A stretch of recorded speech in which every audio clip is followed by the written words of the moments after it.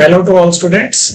आज हम डिस्कस कर रहे हैं हमारा chapter number 4 practice sheet 5th का 4th क्वेश्चन में हमें रिएक्शन दे दी गई है NO2NO plus Cl2 changes to 2NOCl और उसके लिए डेटा हमें दे दिया गया है 263 केल्विन में। हमें यहाँ पे तीन चीजें निकालनी है। एक तो हमें एक्सप्रेशन बताना है रेट लॉ का, फिर हमें रेट कांस्टेंट की वैल्यू बतानी है और यूनिटिंग बतानी है। देन फाइनली हमें रेट ऑफ डिसअपीयरेंस भी कैलकुलेट करना है एक्सपेरिमेंट नंबर 4 के अंदर। तो सबसे पहले देखो, मैं रेट यहाँ पे अज्यूम कर लूंगा। रेट की वैल्यू हमारे पास आ रही है, rate is equal to rate constant A की पावर आ रही है 1 और बी की पावर आ रही है यहाँ पे ए की पावर आ रही है अल्फा और बी की पावर यहाँ पे आ रही है बीटा।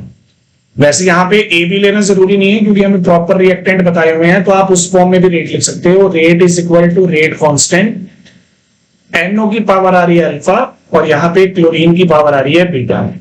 अब देखो तीन एक्सपेरिमेंट में वैल्यू हमें गिवन है, तो मैं तीनों एक्सपेरिमेंट्स की वैल्यू लिख रहा हूं। सबसे पहले आएगा एक्सपेरिमेंट 1। एक्सपेरिमेंट 1 में रेट है 0.6, रेट कांस्टेंट पता नहीं, कंसंट्रेशन है 0.15 की पावर अल्फा, 0.15 की पावर बीटा। देन एक्सपेरिमेंट 2 है। एक्सपेरिमेंट 2 में वैल्यू दी हुई है 1.20, के की वैल्यू यहाँ पे हमें पता नहीं है, ये आएगा 0.15 सेमी और ये आएगा 0.30। देन हमारे पास हमारा थर्ड एक्सपेरिमेंट है। थर्ड एक्सपेरिमेंट में भी हमें वैल्यू दी गई है। थर्ड में वैल्यू है 2.40, फिर आ जाएगा रेट कांस्टेंट, फिर हमारे पास यहाँ पे 0.30 अल्फा और 0.15 बीटा। तो ये तीन डेटा हमें दिए हुए हैं। फोर्थ यहाँ पे मैं इसलिए नहीं लिख रहा, उसकी वैल्यू ऑलरेडी इनकम्प्लीट है, ये वैल्यू हमें फाइंड आउट करनी है। तो हमें इन तीनों के एक्सपेरिमेंट्स का डाटा यूज करना है और फाइनल आंसर निकालना।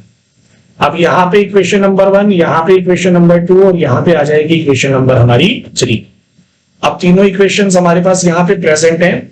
देन हम देखो क्या करेंगे, सबसे पहले अल्फा बीटा की वैल्यू निकालेंगे। उसके लिए मैं कर रहा हूं इक्वेशन 1 को इक्वेशन 2 से डिवाइड।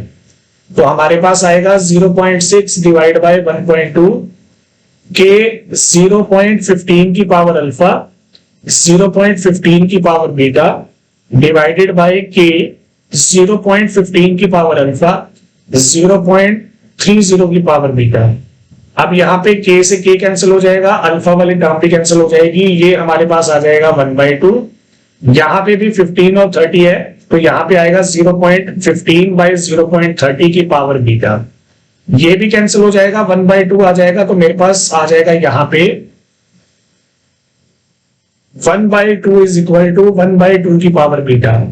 पावर कंपेयर करोगे तो हमारे पास बीटा की वैल्यू आ जाएगी 1।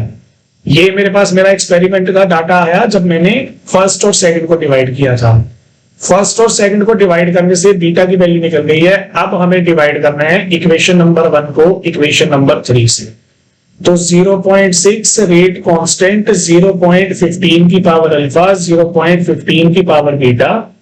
यहां पे हमारे पास वैल्यू है 2.4, ये आ जाएगा हमारे पास के 0.30 की पावर अल्फा और 0.15 की पावर बीटा।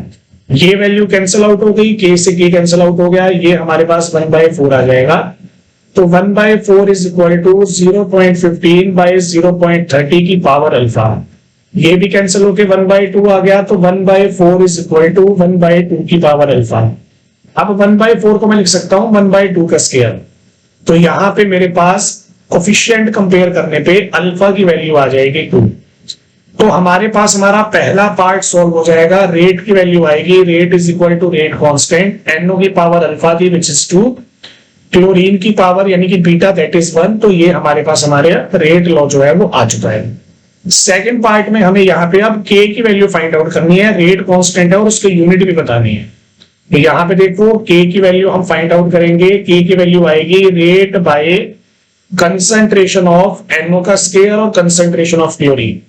आपके पास तीन एक्सपेरिमेंट है जिनमें कंप्लीट डाटा है, आप तीनों में से कोई भी एक्सपेरिमेंट ले लेते हो। मैं फर्स्ट एक्सपेरिमेंट कंसीडर कर रहा हूं। तो के की वैल्यू आएगी 0.6, नीचे आ जाएगा 0.15 का स्क्वायर और 0.15।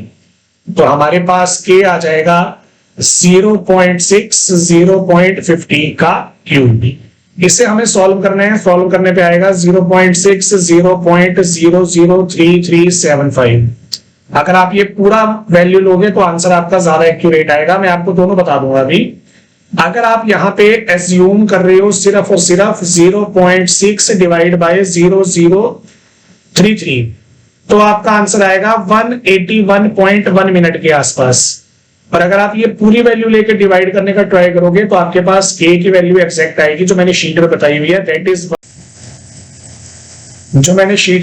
है, that is k is equal to 177.7 minutes. अब यहाँ पे k की वैल्यू हमने निकाल दी है, हमें यूनिट भी निकालनी है। तो यूनिट निकालने का फॉर्मूला होता है हमारे पास मोल की पावर 1 माइनस एन, लीटर की पावर n-1, और यहाँ पे हमारे पास मिनट्स आ रही हैं तो पर मिनट। तो अब देखो हमारे पास थर्ड ऑर्डर की रिएक्शन है, ये 2 पावर है, ये 1 पावर है। तो हमारे पास k की वैल्यू आ जाएगी, मतलब यूनिट्स की वैल्यू मोल की पावर -2 लीटर स्क्वायर और पर मिनट, ये भी हम यहाँ पे साथ में ऐड करना। तो हमने हमारा यहाँ पे सेकंड पार्ट भी सॉल्व कर लिया है। थर्ड पार्ट है हमारा what is the initial rate of disappearance of chlorine in experiment 4। तो एक्सपेरिमेंट 4 में हमें रेट की वैल्यू फाइंड आउट करनी है जो यहाँ पे गिवन नहीं है।